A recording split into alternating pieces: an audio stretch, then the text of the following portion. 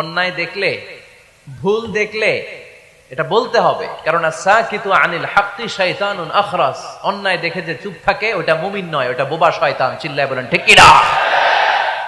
অন্যায় দেখলে রুখে দাঁড়ান, গর্জে উঠুন। আপনি দাঁড়ালে আরো কয়েকজন এসে দাঁড়াবে, ঠিক কিনা? কিন্তু একজনকে তো দাঁড়াইতে হবে, দাঁড়ানোর দরকার আছে না নাই? মনে রাখবেন, আধারে ভয় পেও না, আলো আছে আড়ালে, অন্ধকার পালিয়ে যাবে তুমি উঠে দাঁড়ালে। দাঁড়াতে হবে আপনাকে।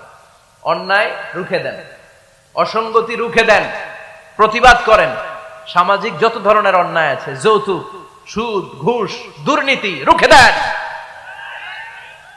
আমরা এগুলোর বিরুদ্ধে। আমরা দুর্নীতির পক্ষে না বিপক্ষে? সুদের পক্ষে না বিপক্ষে? যৌতুকের পক্ষে না বিপক্ষে? এগুলোর বিরুদ্ধে সামাজিক আন্দোলন গড়ে তুলুন। কথা বলেন, raise your voice, raise your voice hurt. কণ্ঠকে উঁচু করুন, প্রতিবাদ করুন, রুখে দাঁড়ান। আপনি দাঁড়ালে সোজা থাকবে বাংলাদেশ, আপনি বসে গেলে পথ হারাবে বাংলাদেশ। এজন্য সামাজিক অন্যায়কে রুখে দিতে হবে। আল্লাহর হাবিব সাল্লাল্লাহু আলাইহি ওয়াসাল্লাম যত জায়গায় সামাজিক অসঙ্গতি দেখেছেন, ধরে ধরে ঠিক করেছেন। কারো ভুল নাম দেখলে তিনি চেঞ্জ করে দিতেন। মক্কা থেকে মদিনায় যখন আল্লাহ রাসূল সাল্লাল্লাহু আলাইহি ওয়াসাল্লাম গেলেন, মদিনার আগের নাম ছিল ইয়াসরিব। মদিনার আগের নাম কি ছিল? ইয়াসরিব। ইয়াসরিব শব্দের অর্থ to take revenge from someone, প্রতিশোধ নেয়া। আল্লাহর হাবিব সাল্লাল্লাহু আলাইহি ওয়াসাল্লাম বললেন, আমি রাহমাতাল লিল আলামিন, আমি দয়ার নবী, মায়ার নবী, আর আমি যেই শহরে আসবো এই শহরের নাম প্রতিশোধের শহর। নেভার, কখনো হতে পারে না। আজকে থেকে এই শহরের নাম তওবা কিংবা তাইবা, মানে পবিত্র নগরী, মদিনাতুন নবী, নবীর শহর। আল্লাহ রাসূল সাল্লাল্লাহু আলাইহি ওয়াসাল্লাম ইয়াসরিব থেকে ওই শহরের নাম ওই দিনই মদিনা শহর বানায় দিলেন। এক সাহাবীকে জিজ্ঞেস করলেন, মাসমুক, নাম কি? বলে, আমার নাম হচ্ছে হাজান। হাজান মানে দুশ্চিন্তা, অ্যাংজাইটি, মানে যে সব সময় টেনশন করে। আল্লাহ রাসূল সাল্লাল্লাহু আলাইহি ওয়াসাল্লাম বলেন, এটা একটা নাম হলো মিয়া? টেনশন কি কারো নাম হয়? রাসূল সাল্লাল্লাহু আলাইহি ওয়াসাল্লাম বললেন, শোনো, তোমাকে একটা পরামর্শ দেই, এই টেনশন নাম বাদ দাও, তুমি হাজান নাম কেটে সাহাল নাম রাখো, সাহাল। এখন হাজান বলে, আমি ছোট্টবেলা থেকে সবাই আমারে চিনে হাজান নামে, এখন আমার নাম যে সাহাল এটা আবার ঘোষণা দিতে হবে, দরকার নাই, আমার হাজান আছে, এটাই ভালো, টেনশন, সমস্যা নাই। ও এবার বাড়িতে চলে যাওয়ার পরে আল্লাহ সব টেনশন ওর মাথার উপরে চাপাইছে। ওর এই বিপদ, ওর ব্যবসায় মন্দা, ওর পেটে ব্যথা, ওর জ্বর, ওর অসুস্থতা, ওর ঘরে শান্তি নাই, একটার পর একটা টেনশন আরো বেড়ে গেছে। সবাই বলে হাজান, ওই যে রাসূল সাল্লাল্লাহু আলাইহি ওয়াসাল্লাম সুন্দর নাম দিয়েছিল ওইটা নেও না, এই জন্য টেনশন বাড়ছে। যাও রাসূল সাল্লাল্লাহু আলাইহি ওয়াসাল্লামের কাছে ক্ষমা চেয়ে নাম ফেরত করে নিয়ে আসো।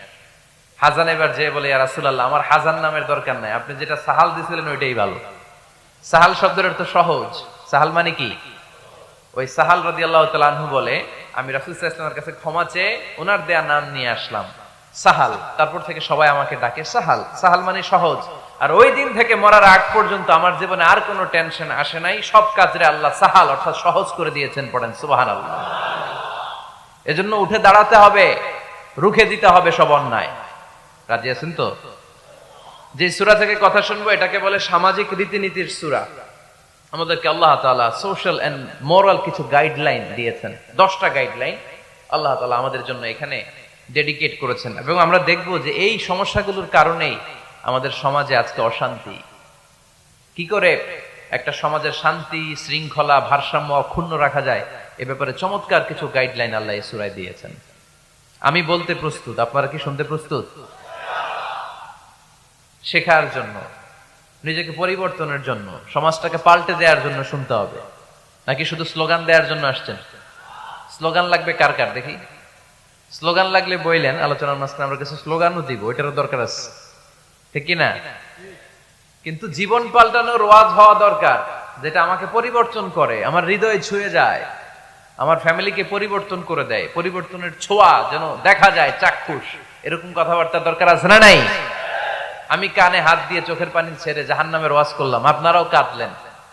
এরপর আমি জান্নাতের ওয়াজ করলাম, আপনারাও হাসলেন। মাটির নিচের ওয়াজ, আকাশের উপরের ওয়াজ, সমাজ পরিবর্তন হবে না, তাই না? তো সমাজ পরিবর্তনের জন্য সমাজের সমস্যাগুলো ধরে ধরে কথা বলা দরকার। শুনবেন আপনারা? সূরাটার নাম সূরাতু আল হুজুরাত। সূরাটার নাম কি? আল হুজুরাত। সবাই বলেন আল হুজুরাত। আল হুজরাত শব্দটা হুজরা শব্দের বহুবচন, মানে কামরা। কামরা, ঘর।